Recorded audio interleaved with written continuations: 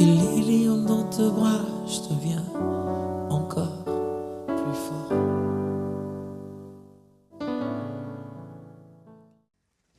Bonjour, bonsoir, bien-aimés dans le Seigneur. Cela dépend de l'ère à laquelle vous nous recevez dans vos différentes maisons par la grâce de Dieu. Nous venons auprès de vous pour la bénédiction de la semaine. Un rendez-vous sacré, un rendez-vous qui permet que le royaume des esprits, le royaume de Dieu nous prenne en charge durant toute une semaine pour déclencher l'accomplissement des promesses de Dieu dans la vie de plusieurs. En ce jour, nous allons faire notre lecture dans le livre de Luc chapitre 8. Nous allons lire à partir du verset 22 jusqu'au verset, par la grâce de Dieu, jusqu'au verset 25, si vous le permettez. Nous lisons au nom du Seigneur Jésus-Christ de Nazareth.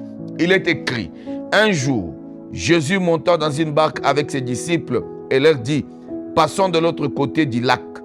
Et ils partirent. Pendant qu'ils naviguaient, Jésus s'endormit. Soudain, un vent violent s'est mis à souffler sur les lacs.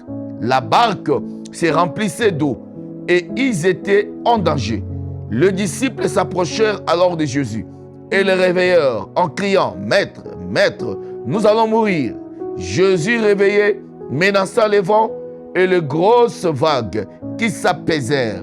Il y eut un grand calme. Jésus dit aux disciples, « Où est votre confiance ?»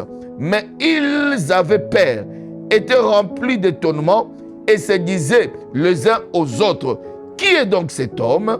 Il donne des ordres même au vent et à l'eau et ils lui obéissent. » Il donne même des ordres. Il donne des ordres même au vent et à l'eau et ils obéissent. L'eau, c'est la vie. Bien-aimés dans le Seigneur, le vent, bien-aimés dans le Seigneur, c'est les esprits. Le vent, c'est l'esprit qui vous combat. C'est l'esprit qui s'oppose à vous. C'est l'esprit qui résiste à vous. La barque, bien-aimés dans le Seigneur, c'est notre corps. C'est notre corps, c'est notre maison, c'est notre travail, c'est notre bureau. J'aimerais bien que vous puissiez bien comprendre. Je recommence. La barque où Jésus dit, passons de l'autre côté du lac. Le disciple monte dans la barque et Jésus aussi monte dans la barque avec eux. La barque, c'est ton corps. Jésus-Christ dit, et la Bible nous dit, le corps est le temple du Saint-Esprit. Jésus-Christ habite en nous. Apocalypse nous dit, voici je me tiens devant la porte et je frappe. Si quelqu'un entend ma voix, ouvre sa porte, j'entrerai chez lui, je souperai avec lui et lui avec moi. Si vous n'avez pas encore ouvert la porte de votre cœur pour permettre à Jésus d'entrer, le moment favorable est là. Parce que dans la vie, il y a le vent. Le vent, c'est les esprits. C'est l'esprit qui nous combat, qui nous résiste. Il n'y a aucune vie qui n'a pas de combat. Mais quand le combat arrive, il faudrait que le combat rencontre Jésus-Christ qui est en vous pour que Jésus-Christ s'élève. Maintenant, je recommence. La barque, c'est la vie, c'est le travail, c'est les affaires, c'est les relations. L'eau, c'est votre vie. Le vent, c'est le problème que vous rencontrez. Alors, Jésus qui est dans votre corps, il dort, il fait semblant,